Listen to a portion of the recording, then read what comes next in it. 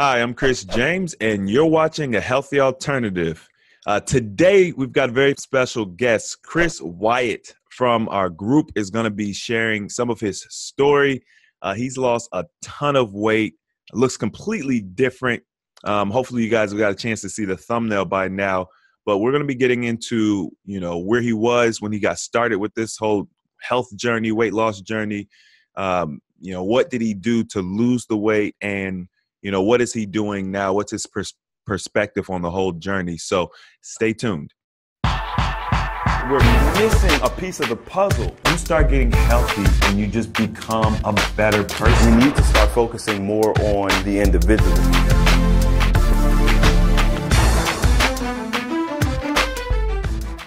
All right, Chris, good morning and welcome to the show. Hey, man, thanks for having me. I appreciate it. It's a pleasure, and I usually don't do these early morning interviews, but I was like, you know what, man, this stuff is important. You were very adamant about wanting to be on the show and share your journey, and I didn't want to wait, so I'm up early on a Saturday, but it's beautiful outside. Where are you located? Williamsburg, Virginia, the kind of the birthplace of the United States. Okay. What's the weather like out there? It's hot, super hot. Good. It's summertime. It's supposed to be hot. Yeah, getting ready for a big, long walk. I will talk about it a little later, but I walk every day, so I'm getting ready after we get off to hop out there and get walking. That's good. Getting outside, I think it's one of the things that people omit, especially when they're looking to increase their overall wellness. Getting outside is so important. The air is cleaner, the sun. I mean, it's like relaxing and soothing. Yeah, and with walking, it's not very stressful on you. So, when I walk, I just clear my mind. I get a good hour and 15 minutes in, and totally gets me a different perspective on just everything. Lets you clear your mind, gives you some you time. Everybody needs their own time, and that's kind of my time every day. That's super important. I know we were talking earlier before we started, and I was talking. I always make time for me to relax, to enjoy life, no matter what I got going on. It's like I read this book by Robert Kiyosaki, Rich Dad Poor Dad, super popular book. But he always said, "Pay yourself first." And he was talking about financially, monetarily, but I think that we should pay ourselves first. In other ways as well, take care of yourself first. When I talk about this health journey, it's a selfish thing. You need to be selfish, take care of yourself first so you can take care of others. So that's the thing I think people don't realize. I have two boys and they're 8 and 10, and I'm a better father today now that I've lost weight than I was before. And it doesn't have a lot to do with the weight, but it has a lot to do with my headspace. And a lot of that has to do with the exercise and the lifestyle change in general, and taking time for myself. So when you take time for yourself, you become better at giving to everybody else. That's perfect. That's because it's so true. So let's get into this. First of all, I guess what was the thing that inspired you to want to change your health, lose the weight? Where did that come from? Well, originally I was an athlete when I was young. I was a wrestler, and I had hurt my knee at 20 years old, and the weight just started coming on. And I couldn't do anything about it. I had a legitimate – right now I have already had 3 knee replacements. So, and 1 knee. So, that knee was totally ruined at 20. And so by the time I was 23, I was probably pushing 300 pounds. Wow. And so I just continued to be that way. And I knew I'd always needed to lose weight. When my son was 1, I just started to do some walking and things, and I had lost a little bit of weight, but it was killing my knee. And I ended up, that's when I had my first replacement, and I lost maybe like 60, 80 pounds, and I gained all that back.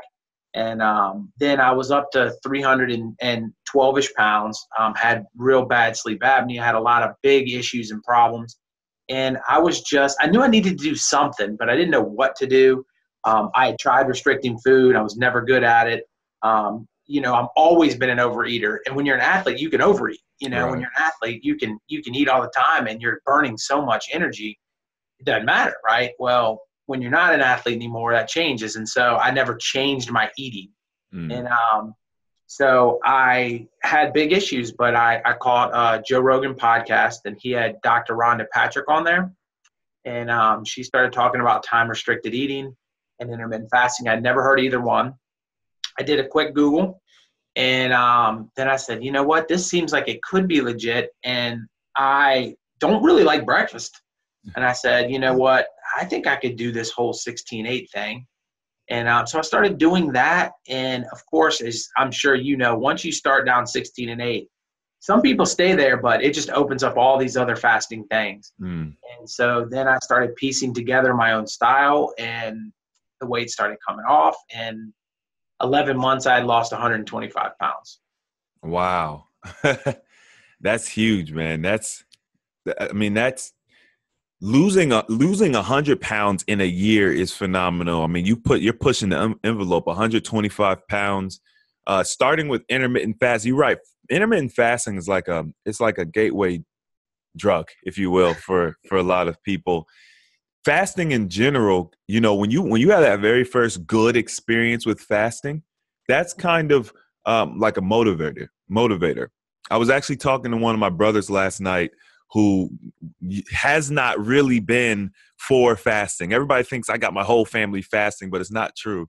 I still have a lot of siblings that don't fast, but him and his wife, my sister, they just started doing fasting. They did like a 2-day fast. And he was just telling me about how amazing he felt. And, I could tell he's got the bug now. So hopefully as time progresses, he'll be fasting more and more. So when did you decide to make the shift from intermittent fasting? Did you ever start doing the prolonged fasts? Well, right off the bat, doing 16-8 didn't last very long. I actually went to Las Vegas about 2 weeks in, and I'd probably lost, I don't know, 15 pounds, something like that. And I was going to Vegas with my family, and this is when I knew it was legit. I said, I'm just going to eat whatever I want during that 12 to let's say 6 o'clock at night time frame. And I'm not going to have any restrictions. We're going to go to lunch, and because we're on vacation, we're going to go to dinner. And I came back from that, and I went to the doctor for my knee, and I weighed in there, and I weighed the same as I did when I went to Vegas. So I didn't gain any weight over a 7 to 10 day. Wow. Basically eat whatever you want. And I said, there's got to be something to this. But what happened is I stopped getting hungry at let's say 10 in the morning, because I was doing a 10 to 6 kind of deal. And I stopped getting hungry. So I said, well, why not push it to noon? And then after a while, I stopped getting hungry at noon. So I pushed it to 3. And I was eating 3 to 6. And I realized I would go home and I would just kind of binge on crap and then eat dinner. And I'm like, why am I doing that? It doesn't even make sense to do this. And so then I started OMAD. And OMAD, I will never eat another way. OMAD is my life. Yeah. But with that said, I plateaued somewhere along the way. Let's say 6-8 months in, 80 to 100 pounds, I kind of got in that spot where the weight's not coming off anymore, and I'm trying to do everything right. So then I said, okay, well, you know what I'm going to do, and this is, I think, unique. I skipped Monday. So when I ate on Sunday, I then did not eat again until Tuesday. Okay. OMAD, and the OMAD the rest of the week. So I stole a 48-hour fast. And I say I stole because that OMAD meal allows it to end up being a 48-hour fast. Right. I would feel really good Tuesdays, and I'd feel really good on Wednesday. And so I did that for 6 months of it. And then I occasionally would throw in a 3-day fast here or there. And it just kind of became one of those things where, over the course of time, you realize that I think there's two kinds of people that get into the prolonged fasting. There's the people that realize that it's not an answer to weight loss as much as they think it is, because the second you refeed, you're going to gain a lot of that back. But what it does do is it heals so many things that are wrong with you. And for example, my knee, now I'm walking 15,000 steps a day. I couldn't walk 2,000 steps before I started fasting. Definitely. That's just a giant, and part of it is weight loss. I don't want to deny that weight loss is a part of that, but a part of that too is my knee, after 3 knee replacements and all these different surgeries and all these different problems, started to heal itself, you know? And so I think over the course of time, you begin to realize that fasting just does some amazing things that when you start out, you don't even realize. I mean, I've watched your show and I've heard you talk about some of the things that have healed in you that you didn't even think. All of a sudden, you're not working for that, and all of a sudden this gets fixed. I think that happens to all of us. Yeah, absolutely. And especially if you know to look for it.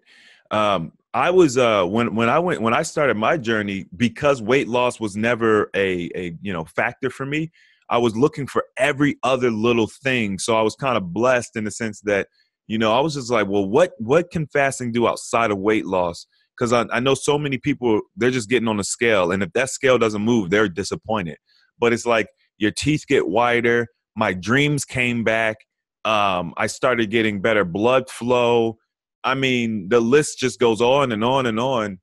And I think those things are what really becomes a driving force for being able to make this a lifestyle. Because if you're just focused on weight loss, well, eventually you're going to hit your weight loss goal, And like you said, when you start eating, especially if you don't change your eating habits, you're going to gain the weight back. That's what yo-yoing is all about. It's like, people ask me all the time, how long does fasting thing work? Or, if I do the fast, am I going to gain the weight back once I start eating? Well, yeah, you will if you go back to eating the same crap you were eating that got you to gain the weight in the first place. So it sounds like to me that you have pretty kind of strictly adopted this OMAD lifestyle. So you didn't do any super prolonged fasts. Maybe about 3 days at the most or so? Yeah, I've done 72. I think I did a 5-day, but 72 is I've done that the most. I've never done a more than like a week or 10 days or any of that. But I definitely have hit those decent, mid-level fasts where you're definitely dipping into the autophagy and you're doing those kind of things. But I think you hit the nail on the head, and it's the number one question I get, especially through my channel, is people asking me, well, what are you going to do now? Do you still do OMAD? Are you, and it's like, well, what do you mean? I'm on this the rest of my life, because it is, number one, you feel so much better, but ultimately speaking, it's what you said. It's you, if you do what you've always done, you're going to get what you always got. And if I go back to eating like a standard person would eat, even if I'm going to eat healthy, I'm telling you now, you put me on the keto diet, right? And you let me eat from when I wake up to when I go to bed, I'm going to get heavy again. Yeah. It's just the way it is. So you've got to wrap your head around that. But what people don't realize is in time, you enjoy it. In time, OMAD becomes who you are. Fasting becomes who you are in time. But it takes time. I mean, you can't, if you want to start tomorrow, it's going to be a little bit difficult. But once you get it under your belt, it's no problem at all. And then why would you ever want to do anything else? Right. And here's one other quick thing that I think you might find interesting too.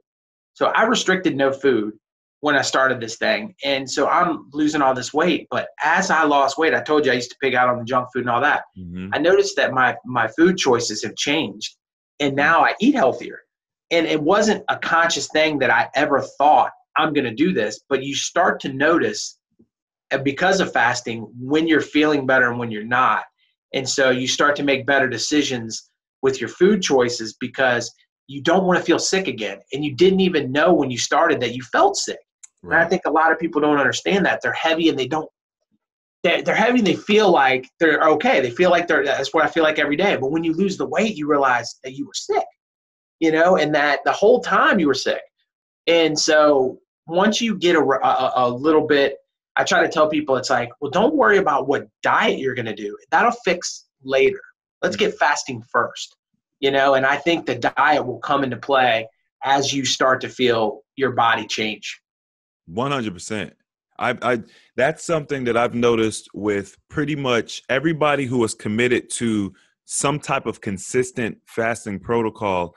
You naturally want to be healthier. No one has to pull your leg to do it. That's what's so powerful about it is you want to do it.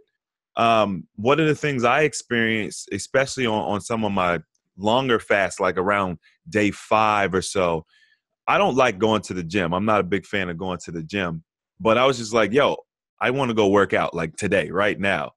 And I also noticed that I started thinking about healthy foods. I couldn't wait to get off my fast to have, an avocado and tomato and cucumber. It was just like, it was a completely different vibe, and I wanted to do it.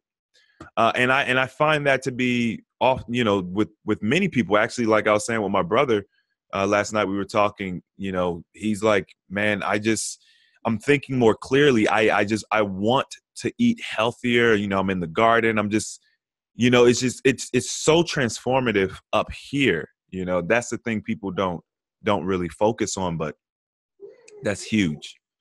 It's everything. But, I think that's the number one. People will do the whole, you don't have, the calories are not important when fasting, and they do all this stuff. And I don't know that I buy into that, but I buy into this, that number one, it's hard to overeat if you're only eating once. Yeah. Or every other day, or however you want to put it in that way. But not only is it hard to overeat, but I think that it is crucial to understand that you're going to change your, what's the word I'm looking for here? Perspective. You're going to change your perspective on what food is when you are consistently fasting. And that is a powerful thing, because whether you realize it or not, what drives us to eat a lot of junk is an addiction, I think, sort of, to sugar. It's like we've been on sugar our whole lives. And so when you are doing something like alternate day fasting or OMAD, or something where you're taking a break from sugar for long periods of time, prolonged fasting, everything, you begin to not care about the sugar as much, because your body doesn't need it to run, because it's used to running on fat. So once you get that kind of situation going for you, I think that it allows you to clear up your want for the junk food. It doesn't mean that I don't still want to eat a pizza every once in a while, or whatever, but an Oreo cookie just isn't appealing anymore, and that's someplace that I think that you all want to be, but it comes naturally if you just get yourself going. Yeah. OMAD for me was, it was the natural progression. So, I did my long fasts. I did change my diet. That was one of my focuses. But then I got to a point where I never really liked to eat breakfast, and I was pushing lunch. I was pushing lunch out, kind of like what you were saying. And eventually it just got to the point where, I'd wake up, go through life, and then around 3, 4 o'clock, maybe 6 o'clock, I'd start thinking about food. And so I would just have my one meal, and it would be pretty big. Like, I wouldn't eat like a small meal. I would be satiated. But then by the time I eat it, I'm kind of feeling good, and it's like getting towards night. It's time to go to sleep and do it all over again. And I've noticed that, when you eat like that, especially when you eat closer to noon, it seems like you don't get hungry in the morning. So like if you're the type of person, you wake up, you're real hungry in the morning, I don't know, it just goes away. It goes away. And the lifestyle is just easy to adopt when you're doing it right and you're doing it consistent. And then with OMAD, yeah, it does give you a lot of leeway. I actually just did a video that'll be coming out on Sunday where I talk about how you can get away with eating all kinds of stuff when you're on OMAD. But the beautiful thing about it, as you mentioned, as you're doing it, you will naturally just want to stop drinking soda and eating candy bars and eating a whole bunch of pastries. So it's a beautiful process. No, that's exactly right. And what you say in that video tomorrow is facts, because I'm living proof that I literally did not change anything I did off the bat. I mean, I would go home and I would pop a bag of Doritos and I would sit down and start eating them when my 1 hour opened, Right. And so I still lost all the weight. And I mean, I probably lost 100 before it really started to shift in my brain. Gotcha. So it's not and sometimes I watch other people journeys, and they'll say, well, for my one meal, I went to McDonald's, and I'm like pulling my hair out. I'm like, no, why would you do that? And then I'm like, it's time. Just give them time, because they're going to eventually get past that, but in the beginning, it's like you feel like you're restricting yourself by one meal, but later in life, you realize that you're not actually restricting yourself. You're actually opening this beautiful door to a new way of life that's going to give you more time. Let me tell you about time real quick. Not only do I have breakfast and lunch that I now walk during, right, which is giving me my steps, which is keeping me fitness and all that stuff. Not only that, but I'm sleeping 2 hours less. So I picked up 4 hours of time that I never had before. So not only we said, yeah, you need to spend time for yourself to be healthy, right? Well, not only do I get an hour and 15 minutes to walk and do whatever a day, but I've added another close to 3 hours of time to spend with my family, to work on YouTube, to do different things that I'm interested in that I never had before. I went from being overweight and the busiest person I know to actually having enough free time to play video games. Who would have ever thought, right? Yeah. But it's the way it works. I'm really glad you brought that up, man, because everybody wants more time, but we only get 24 hours in a day. And I've talked about this before, because especially when you first start fasting, especially if you're doing like prolonged fast, you'll notice almost off the bat, most people, you don't need as much sleep. I was getting 5 hours max. Like I just couldn't, and that was me pushing myself. I was getting about 4 hours typically, and that gave me an extra 2-3 hours because I just didn't need it to sleep. And then, like you said, the time it takes you thinking about food, the time it takes you to go to the grocery store to purchase the food, the actual consumption of the food, now releasing the food, we don't think about that. So the less you eat, the less time you spend doing those things as well. And of course, I mean, you're saving money. You're not eating as much. And one of the things I tell people all the time is like, oh, it's too expensive to eat healthy. Well, if you pick up OMAD or some other type of fasting regimen, you're eating less. So now you can even afford more, So like it's so many benefits, man. That's crazy, picking up the extra and then using that time that you would use like to eat, to walk and do something productive. That's beautiful. Like I love that. Well, you hit the nail on the head too on the exercising, right? Like, I mean, on the food consumption and all that stuff too. You didn't even mention cleanup, because you got to wash those dishes, you got to break those dishes down, you got to do all that stuff. So, I tell people you save an hour for breakfast, an hour for lunch, and they're kind of like, what? I'm like, no, seriously, by the time you cook your food, by the time you eat your food, by the time you clean up your food, it's a minimum of an hour. Yeah. So you're picking up 2 free hours. And then I went from, let me tell you this too. I went the sleeping. I wouldn't feel right unless I got 10 hours. I functioned on 8 back in the day. I'm sleeping 6 now. And then on top of that, right, my favorite thing in the world to do was take a nap. If I had free time and nothing to do, I would go take a nap. I haven't napped since probably the 3rd week of my intermittent fasting experience. So once I hit OMAD, never napped again. And I have no desire to nap. And I used to enjoy naps. It's the weirdest thing in the world, but I don't feel tired hardly ever.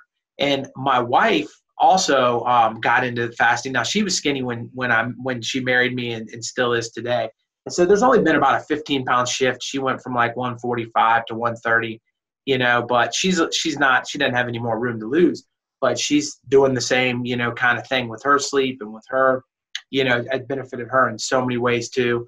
My dad is 72 and he's at the weight now. He's been doing OMAD since probably December.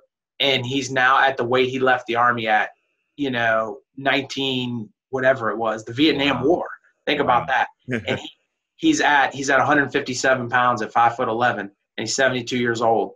And so, it impacts the people around you. It's such a positive, wonderful thing to be able to be a part of. And the beautiful thing about fasting is it's different for everyone. But once you figure your groove out, like somebody watching me now that's getting started on your channel, maybe doing 6 days of eating and taking one of OMAD 1 day off works well for them, but another person may not. Maybe they want to do, a prolonged fast every other month. You know what I mean? And it just depends on who you are, and however it works, you're going to be healthier because of it. So, I think that part of it is just finding your groove and sticking to your groove. And there's people out there that have done it for way long. I'm sure you heard of the Fasting Fat Man, and that amazing story. So, I mean, there's just so many different ways to do it, but you just got to start doing it, and that's the main thing. And kind of figure out, you don't have to have the answers in the beginning. You just have to try, Yeah, man. I love the gradual approach that you took. I think a lot of people, they see, they'll see people on my channel or other channels. They're doing all these amazing things with fasting. They're healing a lot of this stuff. And it's like sometimes diving in and going too deep, too fast can be detrimental. The gradual approach is really feeling your way around. What makes sense for you? What can you do consistently? How can you adopt it as a lifestyle? You go into fasting with that mentality that it's going to be a lifestyle, and you just figure out what's the best way to integrate it into what you're doing already. And I think you're going to be a lot more successful. I love that you have been able to impact your family around you with, your health journey and everything like that. I'm curious, when you very first started, how did people feel about this? Like, were you, was your wife on board in the beginning? Did they come along after they started seeing you get better? Like, how did everyone react to it? Well, the very start, right after I watched the podcast, I mean, I told my wife, but my wife has always been super supportive of anything. And at the end of the day, for me to even mention health, and I mean, she met me, of course, like I said, when I was overweight, but whether they want to say it or not, in the back of their mind, they care and they don't want you to be overweight, Right. They want you to be healthy. And so, she was supportive right off the bat, but I didn't talk about it, to be honest with you, very early on. Probably 2 weeks before I had even seen the podcast, I was at lunch and two health teachers were at lunch with me. And then one of the guidance counselors came over and was drinking water, and they asked him what he was doing. And he said, well, I'm going on a 3-day fast. And they tore him up at this table. Wow. And they were like, you are going to die, and this is so unhealthy, and you're listening to some, And so I saw this podcast, and I was like, and I doing more research, and I'm like, I don't know what's going on here, but I know that it's not a good thing to talk about. That was my approach in the beginning. It was like, and I tell people, listen, when you're starting, you can keep it personal. You don't have to go out and tell the whole world, hey, try this fasting thing until you get comfortable. Now I will scream it from the top of my lungs, and people don't judge me at all anymore. Results speak. These people saw me 312 pounds a year ago. They see me now. They're like, what the heck are you doing? Yeah. I'm like, hey, man, you got to come check out my channel. OMAD, man, it's the way to go. And they buy into it. And a lot of these people are converting over and doing these things. But my wife in general, too, she at the very beginning, she said, oh, no, I'll get dizzy. It's for you. That's cool. I'll get dizzy. And then, after probably 30 pounds of my loss, she said, wow, you're doing really well. And then she started to notice all these other changes. And then she said, well, can't give up coffee. So I'm going to, what do I do? And I got to put creamer in it. And so we did a little research on the bulletproof stuff, and she did that and then started fasting and then totally got rid of coffee, as weird as it sounds. And now, I mean, she'll have coffee during her window. Yeah. But only on days when we've been out too late the night before, something like that, where she needs a little pick me up. But she's doing basically what they call the warrior, 20 hours and 4, and she's done probably 2 48-hour fasts. So she's getting into it, and sees all the benefits too. So yeah, it's amazing. My mom reversed a fatty liver at 73. Now she's fasting.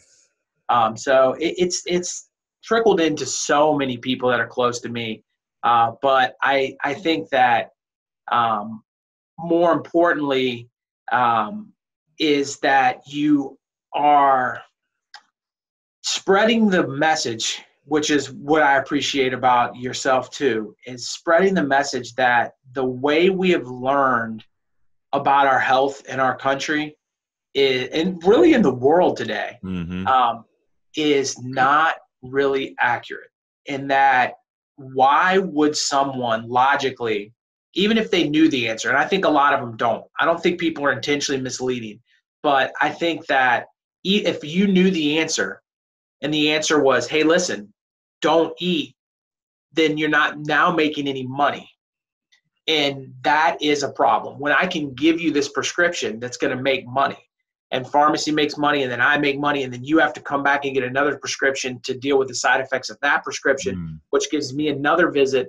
And so in the medical industry, it's never been about curing what's wrong with you. It's been about treating your symptoms, because that makes you come back and ultimately stay sick. They're in the business of dealing with sick people. If nobody's sick, they're not making money. Whether that's intentional or not, can be debated. But I know that the majority of people out there don't know how fasting can cure you, and how fasting can do things. And I'll give you one good example, because you'll like this. I know I watched a few of your interviews, and you've always love when somebody's had something that's different. Well, I've grown up my whole life with skin tags. So, I grow these little skin tags under my armpits really bad, on my back, and I've had them forever. And so I went to a dermatologist before I started fasting, probably only a couple of weeks, and she removed all my skin tags. And it was like 100 skin tags she had to remove, a bunch of skin tags. I've gained zero. Zero skin tags since I started fasting. Yeah. So, and I'm obviously was popping skin tags up left and right my whole life. Right. And have not gotten a single one. Back acne, I've always had back acne, zero back acne. So I think that, there are things that just happen that you're not even thinking about, that just benefits you, to a whole nother level. Yeah, absolutely, man. I mean, skin tags is one of them things. People, every once in a while, someone will be talking about skin tags. I've heard so many crazy things about that. Like, I've heard people say, "Oh, you can't pull them off; they'll give you cancer."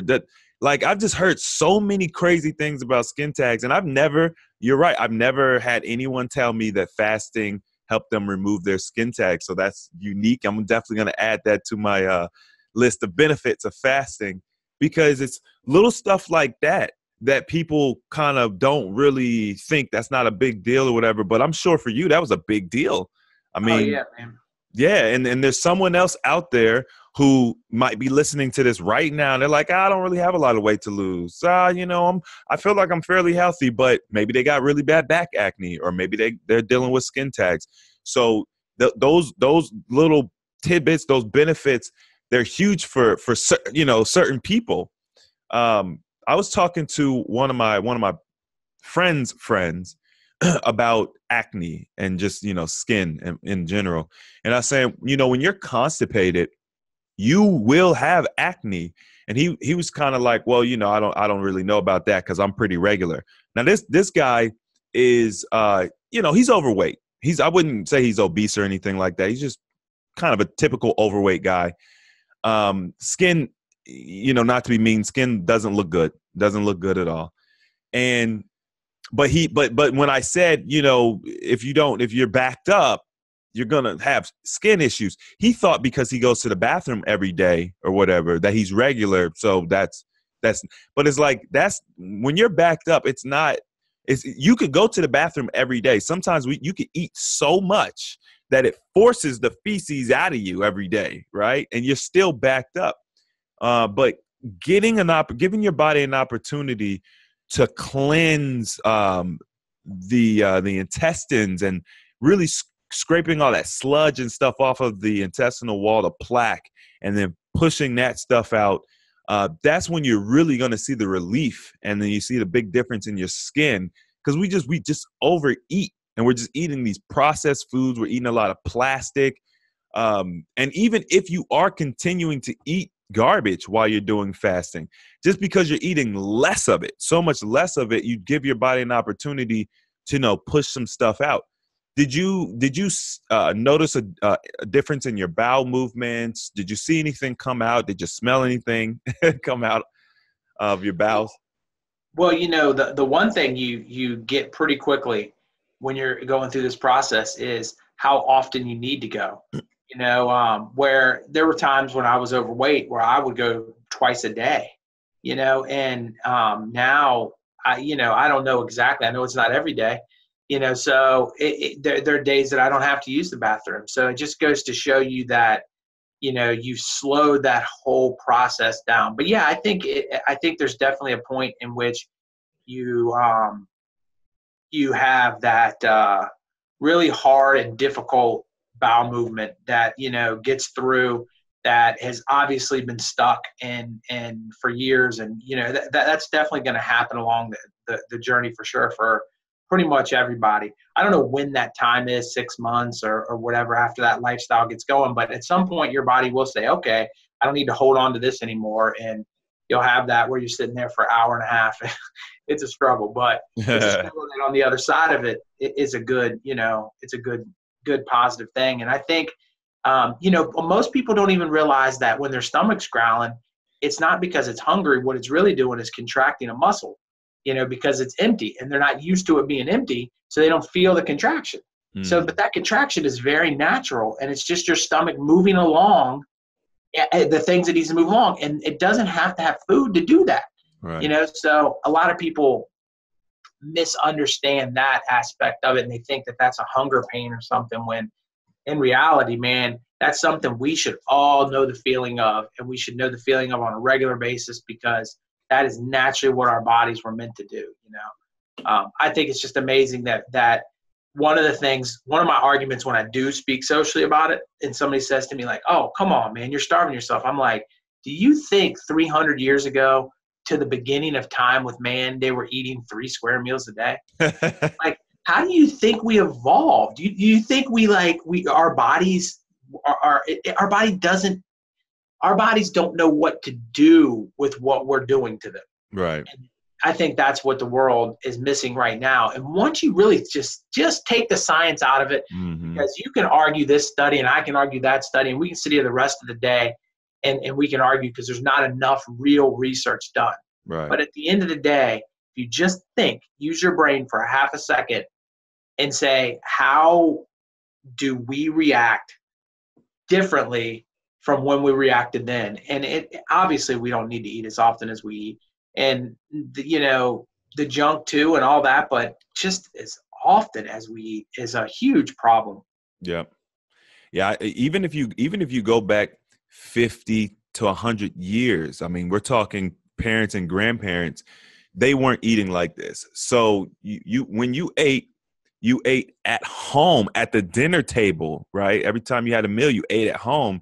So all of this snacking in transit, all of these restaurants.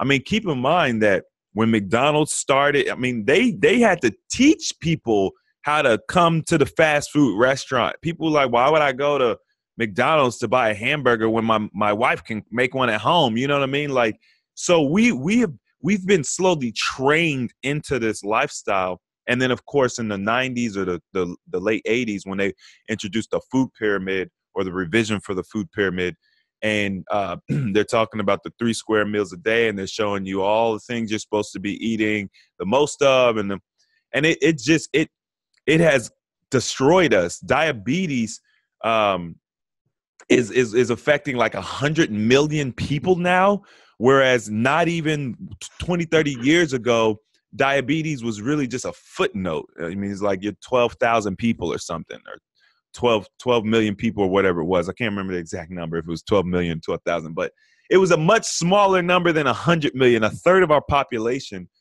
And because we've been taught the wrong things. So you're right, man. Use your own experiences, your own observations.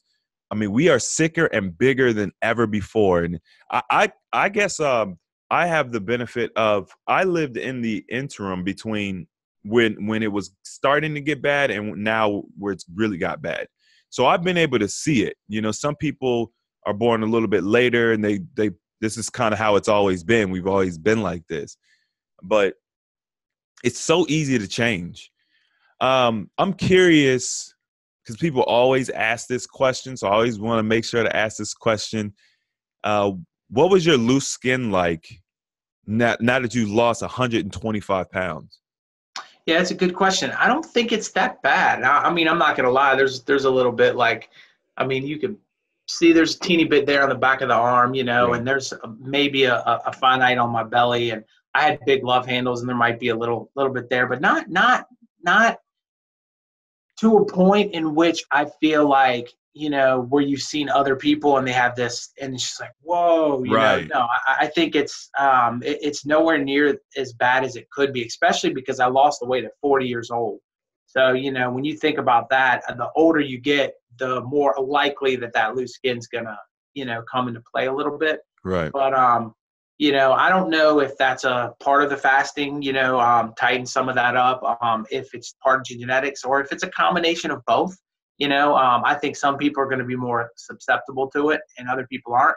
But here's what I would like to say to anyone sitting there that's overweight watching us right now and thinking, I got to get on this journey, but I'm scared of loose skin, is, are you scared of loose skin or are you scared to die?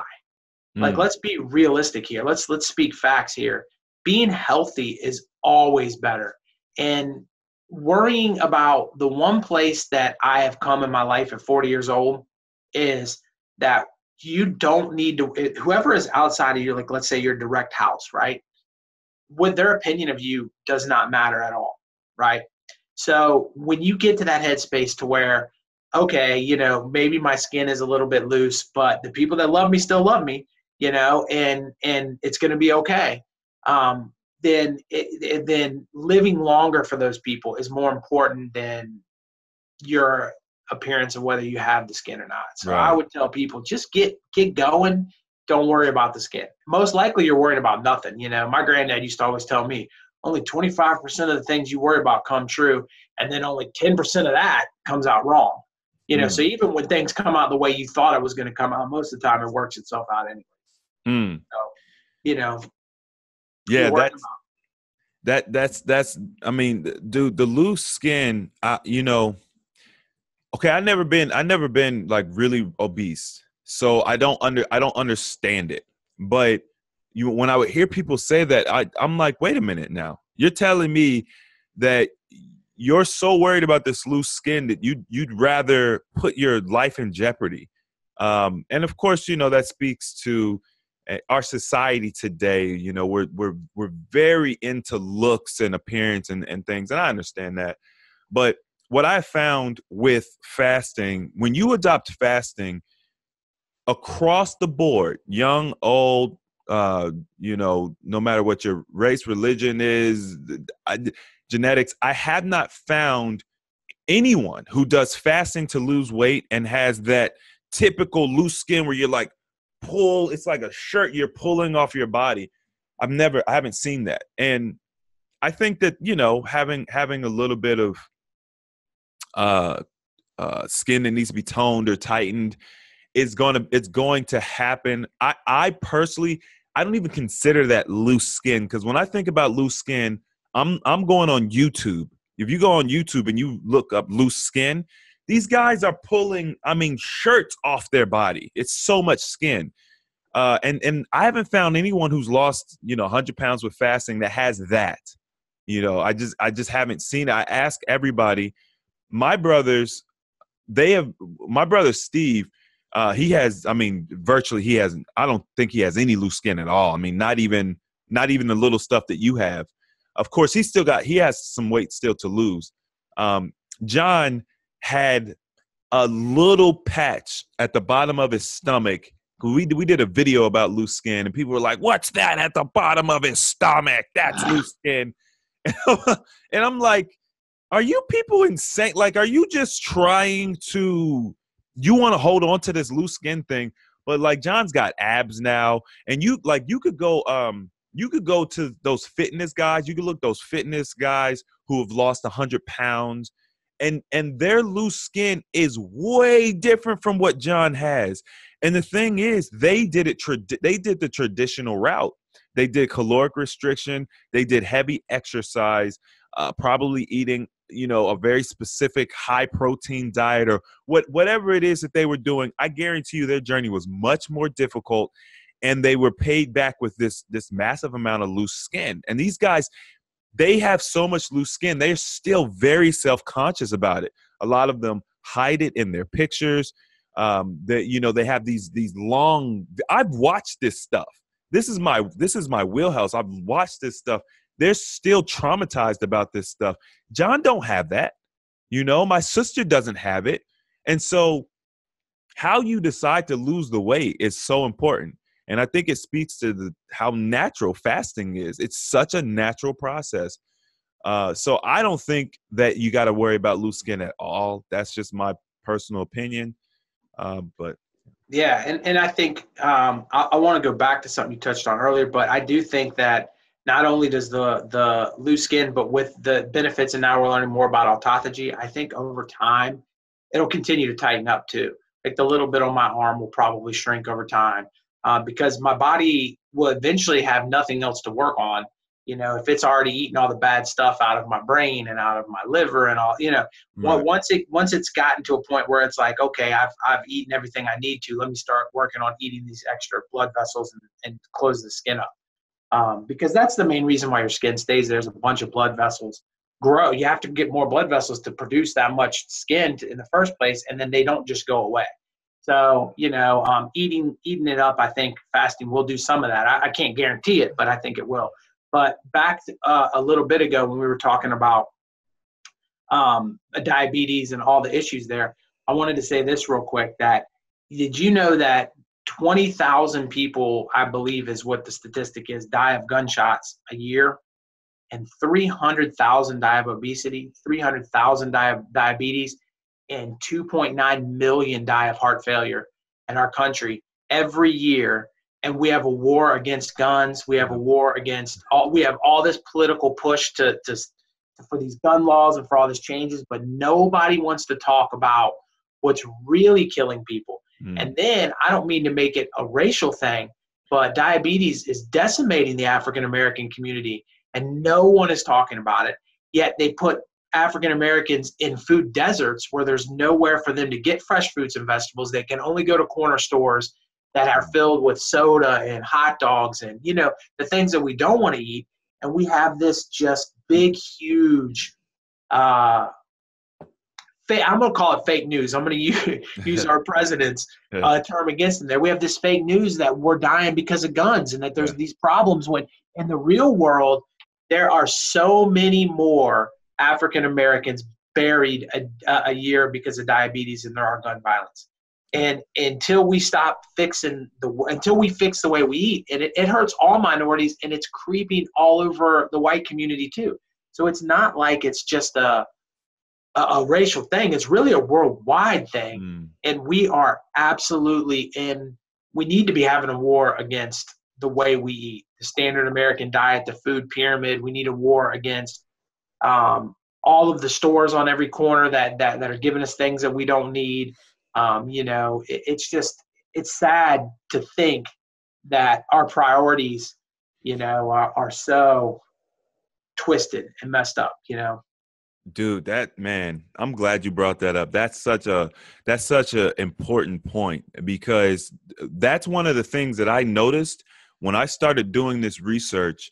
Obviously, think that information about the African American community, it stood out to me because there's so many diabetics in my family, like it's insane, and I just thought everybody got it, and then I started realizing that, like you said, I mean, man, I didn't grow up in the greatest communities. So every corner store you could get Now and Laters, you can get Little Debbie snack cakes, you could get the Jungle Juice and all that stuff. There's no Whole Foods, we got like, there's one Kroger or there's a Walmart, and those places, especially back then, because we didn't have the super Walmarts. They were just the regular Walmarts. They were just pushing a lot of junk and crap.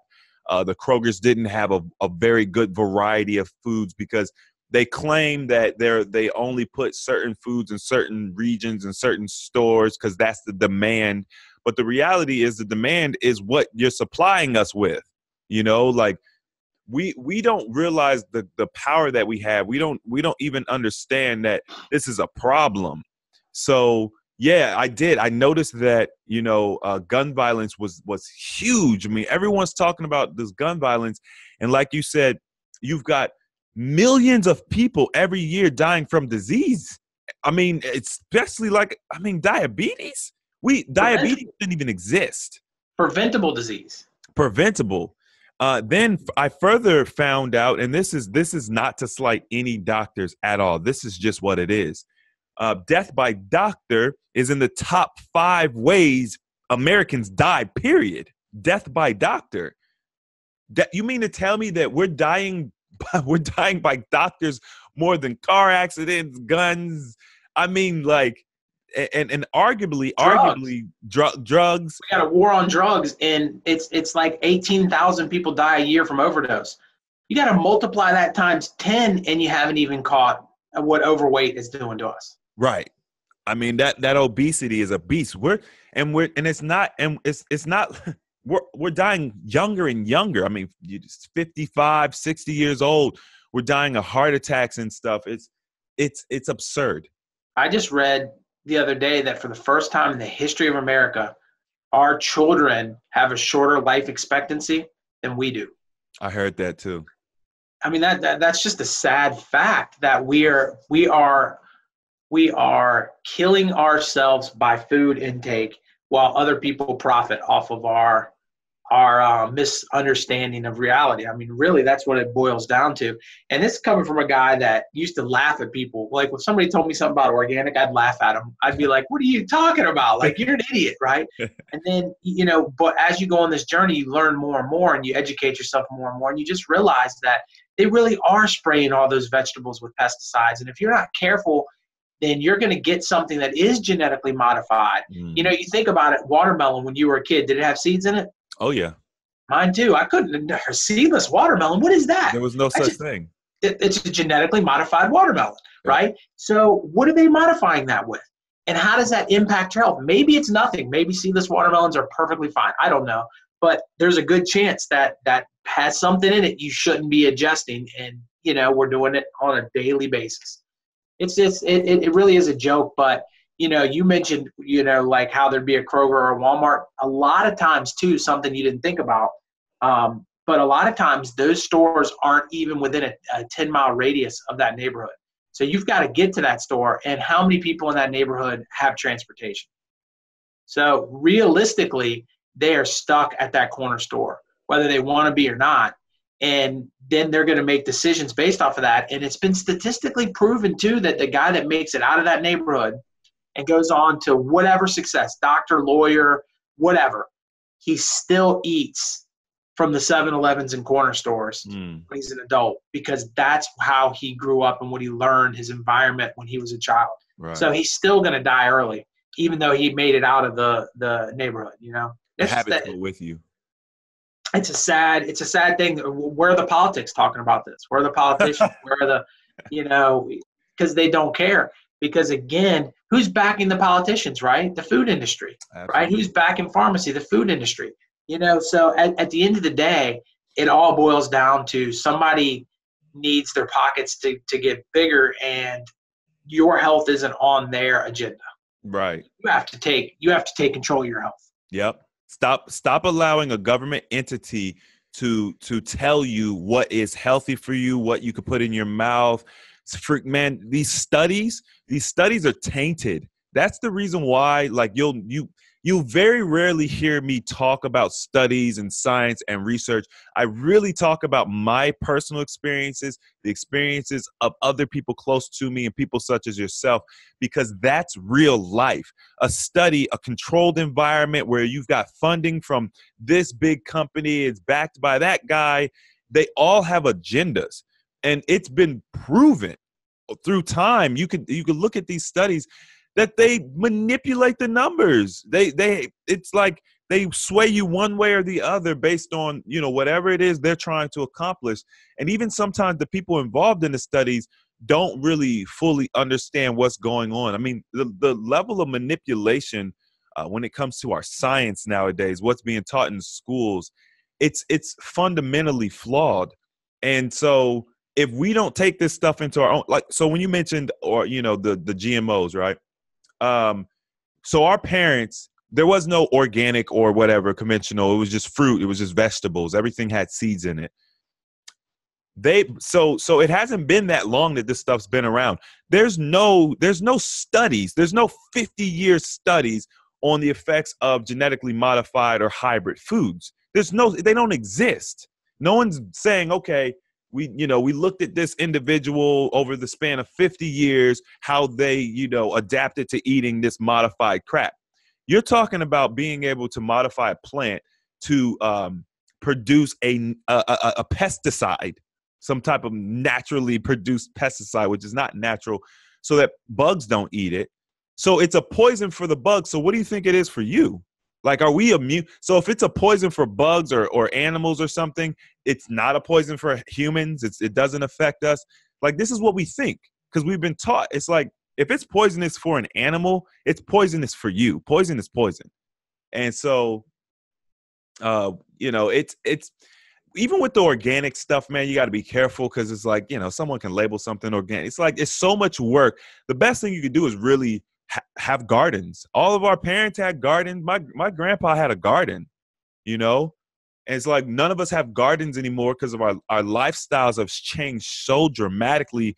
Like I said, man, it's been a process of changing how we eat, what we eat, all the snacking. We don't grow gardens anymore, like stuff like that. It's all been designed because, like you said, it's lining people's pockets. They're making so much money off this. It's insane. Well, yeah, if you think about this, 2 quick points. If you have a zoo and we get a baby elephant, right, and we take that baby elephant, and instead of feeding it whatever elephants eat, we feed it Oreos, and we feed it Doritos, and we feed it French fries every single day. That's all we do. And the elephant died early on somewhere where it wasn't supposed to. Would anybody be surprised? They'd say, well, you were feeding the elephant things that it doesn't naturally eat. Well, we don't naturally eat that stuff. Go back to look at human history and realize that we don't eat that stuff. And so, people say, well, what's the best diet in the world? Is the keto diet the best diet? Is the carnivore diet the best diet? Paleo, da-da-da-da. It's like, none of them are the best diet. The best diet is to eat what we naturally have eaten as creatures that have been on this planet for, 200,000, 300,000 years. If you eat what we've always eaten, you're always going to be healthy. Right. And I think that's where people kind of go. But then on the other side, on the study side, here's what I think is funny too. I hear all the time, intermittent fasting studies just haven't happened. And when they do happen, they don't do it right. They let the people eat, and they do all these other things. We all know that. And the only time they've really done them is in rats, because you can experiment on a rat and whatever else, or other animals. Right. But every animal they've ever experimented on, intermittent fasting has expanded their life and done great things for it. Every single animal. Why would you think humans are any different? We're an animal. Our bodies work the exact same way a rat's body works. Forget what you heard. It really does. And so if it's working for all the animals, it's going to work for us too. It's just common sense to say that, I think that maybe I'm having a leap of faith here, but not only did I lose 125 pounds, I feel like I'm 20 years old again and not 40 years old. I everywhere I go, people are like, oh my God, who are you? I've had people that hadn't seen me in a year, don't even recognize me. Yeah. And you mentioned it in the before and after photo, right? I post before and afters, people think I'm lying. Yeah. They have to go to my Facebook and they have to look at the old photos of me to realize that it is me, that right. I am that guy, It's funny. But the results speak for themselves. I mean, how many people have you come across that have changed their life through fasting? It's just the way to go. And, for me, it's a no-brainer. Absolutely. Man, this has been super enlightening. I enjoyed talking to you because I think you're in the same realm as me. You're helping other individuals. And one of the things that I found, I get this compliment fairly often. People are like, wow, you are very knowledgeable about, this fasting and wellness in such a short period of time. Because, I started my wellness journey about 3.5 years ago, maybe 4 years ago, if I really push it. And I've gained so much knowledge. And that's because I interact with people such as yourself on a daily basis who you know, they feed me all of this data. And I've been able to pull all of this data into one location, and it increases my knowledge base exponentially. And so I just get to see and experience so much more. But you know, you brought up some really, really unique points, some stuff that we haven't talked about. I hope that people watch this interview all the way through. I know it's going to be a little bit long, but I just wanted to give you an opportunity to shout out your YouTube channel so people can come and find you. I think you have a great perspective. I think that you're doing something a little bit different from others. You're doing the OMAD and you're doing the gradual fasting, but your results are the same. That's the funny thing about it, is you're still losing well over 100 pounds in less than a year, which is what the other people are doing too. But it's just more gradual. So what's your YouTube channel? All right, my YouTube channel is Taking Down Fat with Cdub. It's kind of a pun on the wrestling thing, you know, taking down, you know, fat with Cdub. And basically, I talk about OMAD and intermittent fasting and motivation a little bit too, and just what it takes. And you know, I'd appreciate anybody that would stop by there. And if you comment down below here, I'm going to get back to you too and say thank you. So make sure you blow up his comments and help Chris out, man. He's an amazing guy. I caught your video real quick. I caught a video of yours for the first time, probably about a month in. So I've been watching you for over a year, and your interviews, I was amazed by some of the transformations some of your friends and family have had. So I wanted to come on the channel and say, you know, thank you to you, because you're one of the good people fighting the good fight. And we need more people fighting the good fight, you know, and I just wanted to make sure I showed you some love too, man. Well, I appreciate that, man. And Chris Wyatt has joined the fray. Now he's doing the same thing, spreading the love. And yeah, the comment section it's definitely going to blow up. So, you know, you're going to get what you ask for. I also wanted to quickly mention that I did start a fasting academy, which this is what people have been asking me for, like how do you get started with fasting? So what I did was I created a few courses, and I outlined how you all can literally go from knowing nothing about fasting, learn a little bit, ease your way into it, learn about prepping, learn about breaking your fast, learn about the detox symptoms. And, you know, I put it all in a nice, neat package for you. And I've built a community that I'm really, really excited for. So check that out. That's the ahafastingacademy.com, AHA fastingacademy.com. Check us out on our Facebook group. That's an amazing place to go for motivation. So if you've got family and friends who, you know, as Chris mentioned earlier, that is blowing you up, you're like, yeah, I want to do this fasting thing. And they're like eating your head off, telling you you're going to die. I mean, I had so many people tell me I was going to die doing a 10-day fast. I was just happy to prove them wrong. So if you've got that type of negative energy around you, come join the Facebook group, you know, A Healthy Alternative, so you can get some positivity in your life, get some support that really makes a big difference. Chris, did you have any final words for the audience? You know, the only thing I would say is if you're watching and you haven't started, you don't have to go from 0 to 60, that you can take it slow and build your way up to it. And there is no rush. It is personal. And you got to go at your pace. And if you go at your pace, it's going to work out. Kill that yo-yoing.